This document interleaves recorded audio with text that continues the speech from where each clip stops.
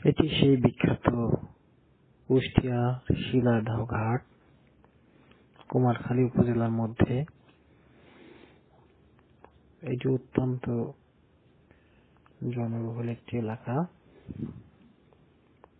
এর ওপারে রয়েছে পাবনা জেলা। শীতের মৌসুমের কারণে নদীটি অনেকটা শুকিয়ে গেছে, কিন্তু প্রায় 1 থেকে 1.5 কিলোমিটার শুকনো চর মাঝখানে কলা চাষ হচ্ছে এবং শীতকালীন সবজি এখান থেকে অটোতে করে পাবনা পর্যন্ত মানুষ যাতায়াত করে, অনেকে হেঁটে আসে। সামান্য এইটুকু পার হতে 40 টাকা ভাড়া লাগে। এর